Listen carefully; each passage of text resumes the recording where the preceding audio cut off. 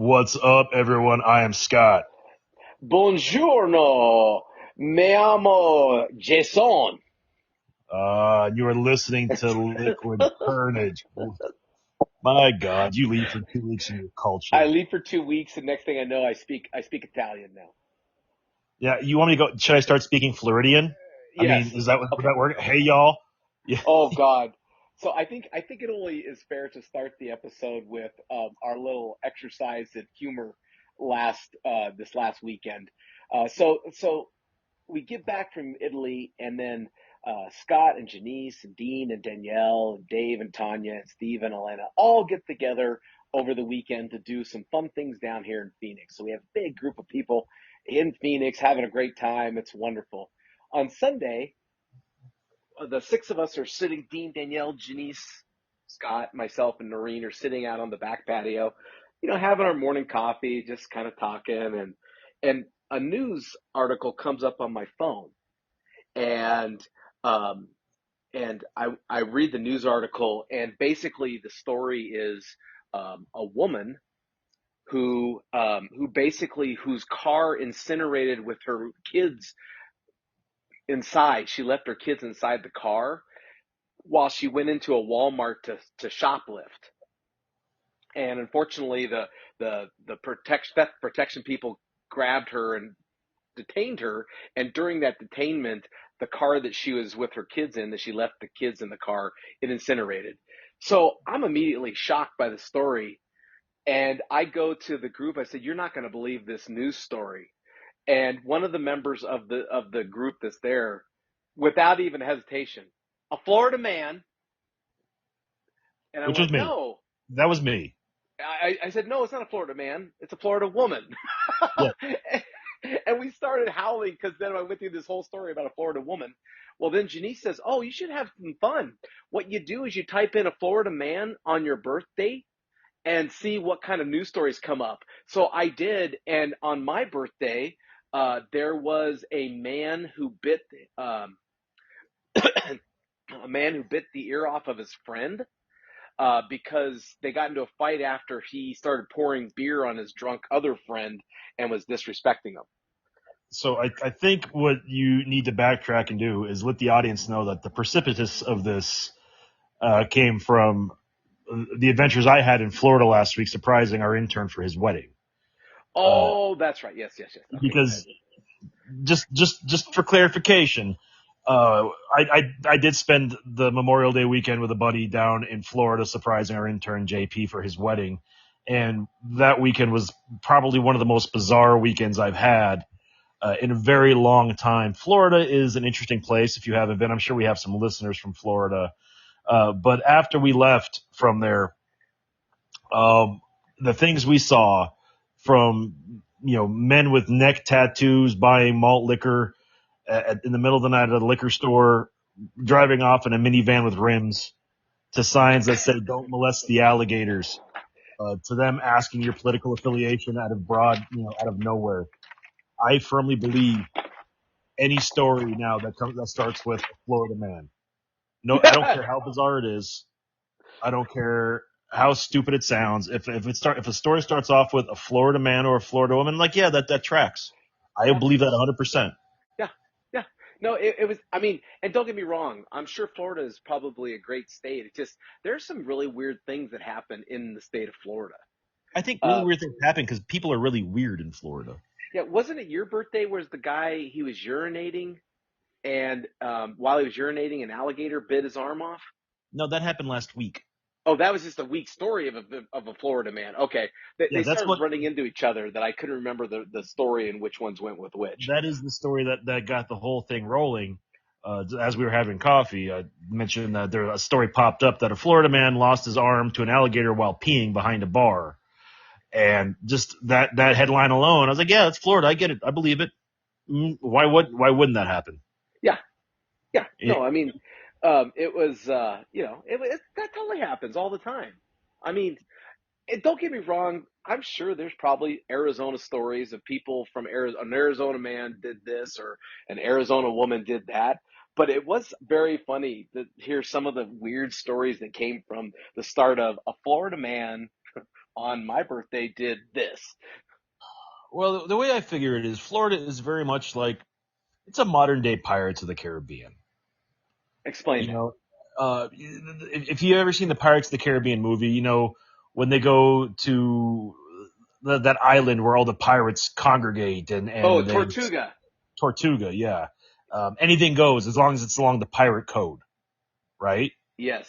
You can Okay. be anything you want to be as long as you're a pirate and you abide by the pirate code and your belief and your actions are somewhat aligned with that pirate code. Florida is very much like that. You can do whatever you want as long as you are in the same line of belief as the hive mentality of retired Florida and the Florida code. And that you also have the Disney World there. It makes sense because they own Pirates of the Caribbean. So there you go. But the unfortunate part is in today's world, the Pirates of the Caribbean and the Disney World Resort, they don't vibe with the actual Pirates of the Caribbean code that the rest of Florida abides by. They are bipolar opposites, which is bizarre Oh, to me. okay. But hey, we're all allowed to think what we want to think in this world, so more power to them. Hey, speaking of that, we avoided a debt ceiling crisis. We avoided it. Yeah, Republicans and Democrats got together and did something that no one thought was possible. They came up with a bipartisan agreement to avert the debt. Avert the uh, debt. call it what it is. They just kicked the can down the road. Well, they kicked it down the road 2 years, so that's good. That's good. Yeah, they got That's it good. past the next election. I think the it thing. is I mean, it I is what think it the is. thing that we have to keep in mind, and I know that you're maybe not as old as me, but you're old enough to remember. We've been talking about how the United States was going down a death spiral of debt for 40 years. Hmm. We are not talking about something that because the big story was, oh man, we're careening toward bankruptcy, and oh, this is awful, and we're never going to survive, and we've been saying that for 40 years, and somehow we've survived. I don't know how. I don't know, what Well, what the secret is, but we survived. We made nature it. finds a way. The nation finds a way. But it did get me thinking. Uh, is there is all debt bad? Is all debt bad? Because they talk about that a lot. That we're spending too much, and this particular administration is spending money we don't have, and is spending money too much, and we're getting too far into debt. And it got me thinking: is there such thing as a good debt? Well, I think every administration spends more money they don't have. That's why the ceiling always gets raised. But this isn't a political conversation. It's a good segue into uh, good debt versus bad debt. And I do think there's good debt. I think you have to put yourself in some kind of smart debt to get ahead in life. And when I say smart debt, I'm talking about houses, real estate. If you can, you basically unless you have cash and you save your entire life, you have to take a loan out on a house. Otherwise, you're paying rent and you're getting nothing out of it at the end of the day. Correct? Yeah, yeah, I agree with you. I mean, I could say the same thing though also about your like you said the investment property. If you're going into debt to start to generate an additional income stream for yourself, that might be considered a good debt as well. Yeah, yeah. If you have to take out money to buy something that's going to pay back the money you took out on its own without you coming out of your own personal pocket, that's good debt. Uh, Bad debts are credit cards, vehicles, short-term loans, things like that. You have to be smart about how you're going to go into debt if you're going to go into debt, and that's part of the problem we have with today's world is no one in school teaches you about what you should borrow money on versus what you shouldn't. I can't tell you how many kids I went to school with right after we graduated and we were able to start establishing our credit scores, went out and leased cars because they couldn't buy them yet, but they were paying $500 a month for the big truck. And when the lease was up, they turned it back in and got nothing out of it. Okay, okay, yeah. Um, so let's dive into that a little bit because obviously everyone needs a car, Yeah. right? Everyone needs a car, and most of us don't have the cash to be able to buy a car. Yeah, especially So, today. so if you finance the car, but it gets you to your work and you make money and you make more than the payment, then you're managing your debt. It may not be good, it may not be bad, but you're managing it within the confines of, not sinking you into an oblivion. Yeah. That's responsibility. As long as you're not, extending out your debt longer than 4 to 5 years on a brand new vehicle and, refinancing it to get cheaper payments and kicking the can down the road on when the loan's going to actually expire. Right, You have to bite the bullet and just pay the money to pay off the loan, and the sooner the better, because that means you're paying less interest. right, yeah, right. The reason why I ask is because if someone takes out a home equity line of credit and fixes their roof, fixes their plumbing, or builds on an addition to their house, most people consider that I mean, yeah, you have to go into debt, but that's a good debt. I mean, that's something that you're getting something for. You're seeing the results of that money being spent, Yeah, and it means something, right? yeah, Versus taking out a huge loan to pay to your friend John, who never pays you back and basically runs off with the money, yeah. right? That would be a bad debt. That's just a bad decision being made, but yeah, That's a bad that's decision to be made. So to me, debt debt in and of itself is not necessarily good or bad. It's what is the result of the debt being used for? Like, what is the yeah. debt being used for? And so, I'm okay with debt, especially. I find that in this world, the people who understand how to use debt to their advantage actually get further ahead, Yeah. because they finance their house, they finance their business, they open up a line of credit so that they have cash available so they don't have to pay higher interest rates than, getting the debt on a higher interest rate. Well, that's leveraging an asset more than anything else, and that's there's always some risk to that. But if you have the availability to take a home equity line of credit out on your house because you have the money, you have the ability to pay back that note, whatever it might be, because your mortgage is either paid off or you do well enough with a small enough mortgage that it doesn't bother you. You can leverage assets like a second mortgage on your house to invest in properties or replace roofs, water heaters, develop backyards. But if you take that money and you spend it on a vacation to Italy, that's not exactly the best use of money of your credit line, especially if you're not going to be able to pay it back right away. Well, on the other side, what if that's the only opportunity you have to go see Italy? Well, that's a risk. I mean, if that's the only opportunity you have and that's how you want to pay for it, that's fine, but that's not good debt. That's bad business. But But why? Explain that to me. Why is it bad business to pay for something in the future to do something today? is that going to pay you back? I would say that that most people, when they're on their deathbed, would not look and say, "Man, I wish I'd saved that money I went to Italy on so that I could have it on my deathbed." They look at it and say, "I went to Italy. I had an Okay. experience." That's what I'm saying, is that even in those situations, Well, the that's use great, of but that's not the topic of the conversation. You asked about good debt versus bad debt. you're saying that buying a trip to Italy on credit on debt is bad. I'm saying if you have a line of credit on your house that's used for home improvements, you use for what other investments that ultimately pay you back through uh, making the value of your home greater or being able to sell an asset to pay that debt off and make some money, that's one thing. If you're taking a home equity line of credit out and using it on things like trips to Italy or you know frivolous things like weekends in Vegas or whatnot, is that the best use of your equity in your house? No. Well, how Is about this? you're right, you're making memories, but hell, man, Okay. I can go out and buy a Ferrari, with credit, and on my deathbed, I owned a Ferrari. Doesn't mean I made a wise choice. Okay, so let me add one more wrinkle to your line of thinking. Let's say that you use the equity in your house to buy a trip to Italy to fulfill your grandmother's dying wish. Okay. Is that still a bad debt? Well, you're right. You have a memory, but it's not the smartest way to use your money. So you deprive your dying grandmother of her dying wish so that you can say, I could have a better use of the money. Wow, Scotty, That's come on. that's not the Pushing you, man. I'm conversation. pushing you, dude. That is not the conversation.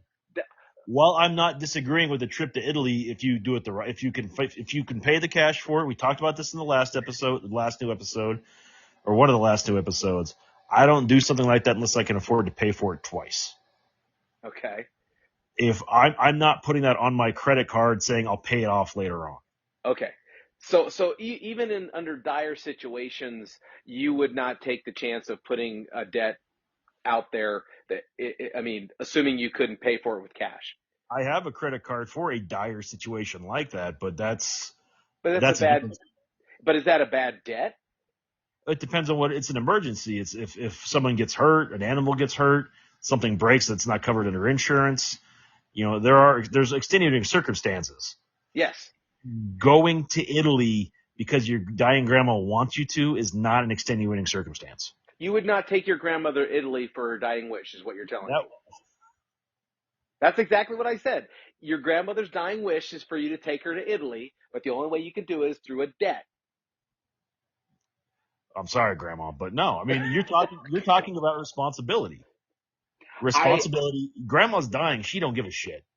I guess maybe the question I'm asking is the determination of debt in and of itself enough to determine whether something's good or not, or bad Well, or not? what it comes down to is everyone defines smart versus dumb very, very differently.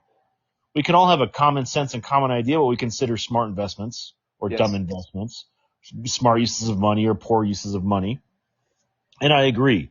Traveling creates memories, which is something we can take with us the rest of our lives. But if you're just out spending your equity on your house, on trips and frivolous things, that's a poor use of the equity of your house. Okay. Okay.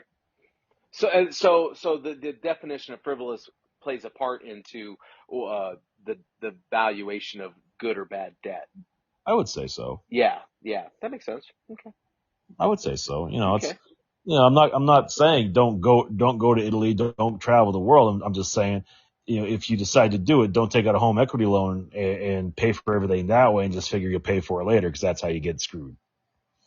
Well, except your grandmother won't care because she'll be dead by the time the money comes due, right? Because you helped Yeah, unless, facilitate her unless dying she's leaving, wish. unless she's leaving you the money in her will to cover the cost. You're not giving No, her a dying wish. I get it, man. I get it. that's fine. I mean, that's fine. No, I mean, I get you. I understand what you're saying. I mean, there's frivolousness. I think that everyone's financial situation is different because you're right. Some people can take out debt because they know I've got the income to pay it off at the end of the month, Hmm. or pay it off in 6 months or whatever. Other people get into debt and they never can get out of it, right? They're just, I mean, they're always in debt. It never gets pushed aside because they're constantly racking up to the very full time of their credit cards and all that stuff. Well, it comes down to discipline and self discipline, and if you can buy something with credit and pay it off in a short amount of time before the interest kills you, absolutely. I've done that in certain things in the past where, they might be stretches on, do I really need this? No, but if I use my credit card, I can pay it off like this. Um, you know, You've always I've had done a that. you've always had a new truck, a Yeah. new truck for yourself. I mean, obviously, you're getting to the point now where the truck's almost paid off. But you've always, as long as I've known you, you've had a truck payment. Is that one of those where it just has to be done? I want what I want, and it's worth it to me, and I can afford it to get it. Pretty Instead of much. like buying a 15-year-old truck, like someone you might know, that's Yeah. paid for in cash, but definitely does not have the bells and whistles. Yeah. It comes down to just that's personal preference. I've always had the idea in my Right, head that I'm gonna have a car payment one way or the other.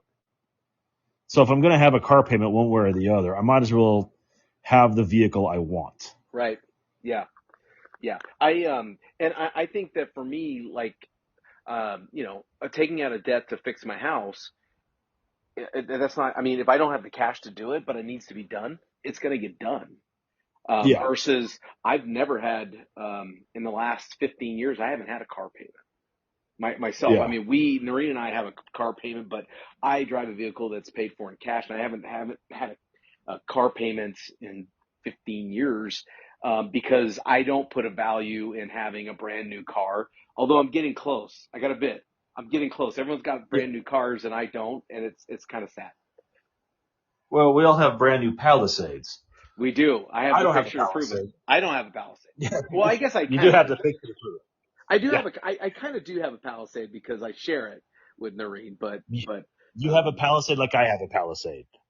yeah, yeah. The like this also brings up the issue too when you talk about a college education nowadays. How many people go into debt for a college education, and even doing the same exact thing where you're going for an education, I could argue there's some good use of student loans and there's bad use of student loans. Oh, absolutely. Yeah, and that's another tricky conversation to have too, because you got to start paying student loans back when you stop going to school. So I know a few people that just keep going to school and racking up those loans, so they don't have to pay those loans back, hoping that there will be debt forgiveness at some point. Well, and I also look at it that even if you start to make really good money, is it enough to cover a house payment and a car payment and an additional student loan payment? Yeah. I think that's the thing that's kind of hard, and part of me thinks that's kind of on the school system. I mean, when you think about Arizona State, that's a public school, and you're going to pay $60,000 for 4 years to go there. Yeah. That's a lot of money to go to a school just to get a degree that has lost its kind of value over the last 20 years. No, I agree. I agree. I mean, I look back to when I went to school there. My brother and I went to school 20 years ago. We went to college. That's how long it's been. So we're getting old. Um, After 12 credit hours, you only pay, I think it was $1,200. So you could take as many more classes as you want that semester, for free because it capped out at $1,200 max per semester. Oh, okay. So 2 semesters, that's $2,400 a year times four, 96. It's less than 15 grand, not counting books and living. So, I mean, really, it wasn't that bad 20 years ago. So inflation and the cost of everything has really driven the cost of education up. And, I agree now. I don't see the value in it as much as I did 20 years ago, especially the way that you're going to get an education now through online school, which I'm not sold on still to this day. Yeah, I mean, the one thing that is nice about online schooling is that it does give students in Kingman an opportunity to go to a more regular 4 year program or a 4 year program that's not necessarily in the state, but it's available to them. Yeah, but Whereas, still. if you wanted to live in Kingman but wanted to get a 4 year degree, you couldn't balance the two. No, I I remember mean, when I lived in Kingman, I was contemplating going to law school, and I had applied to the University of Nevada, Las Vegas, to their law school program, and I recognized that I was going to have to be up there 4 days a week, for 3 years to get a law degree. And I said, I just don't think I can do that. yeah, well, we've had NAU Mojave here for a long time, so the ability to get a 4 year degree in Kingman or Boulder Harabisu through MCC, local community college, has been here for at least 20 years, if Oh, not okay. longer. So there is an opportunity. And Yeah, do you pay though the NAU prices or do you pay MCC prices? you pay the NAU prices for that Oh, because okay. Okay. because once you're moving on to your bachelor degree, you're paying university prices. Then again, I guess too, if you go to a community college for 2 years, you're paying community college prices. Then you go to a 4 year degree school after that. Then you move into the degree program through that school. You're going to pay their prices. Exactly. I mean, so Yeah. it's all logical stuff, but I don't necessarily buy into the online school in today's world. I don't. I, to me, college is something that you do when you prove to an employer that you can show up and do something for a certain period of time, get the work done, be accountable, and when you're done, you get the degree. I'm not saying you can't do that with online school, but I feel like with online school now, you get more loopholes to just get done faster, and you pay for degrees. So a lot of these schools are degree factories. Yeah, I remember when I went to now I went to not a liberal arts school, but I went to a private Jesuit school, and you know you had to have two courses of ethics, you had to have two courses of religion, you had to have two courses of philosophy slash logic, you had to have all these base courses that had nothing to do with a future degree you were going to be in, right? It had nothing to do with um, business or engineering or anything, but you had to take all these other well-rounded classes.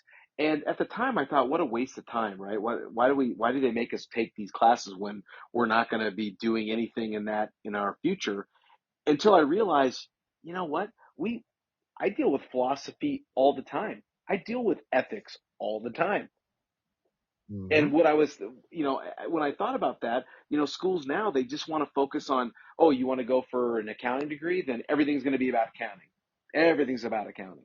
Yeah, So everything's got. it doesn't give them an opportunity to well round themselves with other sites and interests. It's everything's accounting.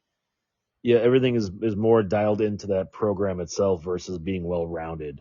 Right. That Now, in is. your school, did you have to take base courses? Oh yeah, yeah, and I did that on a junior college level. I still took base courses when I got to university. But that's just leading. That's the groundwork for my degree program for just basic knowledge, though, too. You know, Right. And now, I mean, because I've had a lot of people say, man, would you recommend someone go to college in today's world? And I have to be honest. I said I would recommend them go to a community college for 2 years before going to a major university. That way, if you don't yeah. like college, you've wasted very little money. But Well, two, I think if you I think go it's also important to point out that in today's high school world, you might not necessarily even be ready for college when you graduate. So going to a community college for 2 years will actually teach you how to study at a college level, which also is a pretty big deal. well, and what I would also say is a lot of kids in high school they screw around. They don't take it seriously, so their grades aren't perfect. Community college gives you an opportunity to reset and say, hey, if I want to get to Arizona State, Harvard, wherever, I need to get good grades to do that, and it gives you a chance to reset that. And but if you don't like college, you get through 2 years, you have an AA degree, and you don't like college, you spent very Yeah, then little you're done. to get that, Yeah. which So then leads back to better use of your financial debts to accomplish the same thing. and that's a great way to kind of wrap this conversation up. It's you got to work smarter, not harder. Yes. So as we bring this conversation to a close, I will point out that Arizona State is considered the Harvard of the West. So thank you for that comparison of those two. But what do you consider good debt or bad debt? We want to hear about it. Hit us up on Facebook, Instagram, or Twitter, all that liquid carnage. If you have any summer survival tips for the mid cool, warmish weather in Denver for our EP, Tom, hit him up at liquid_EP on Twitter and the Instagram. And the Instagram.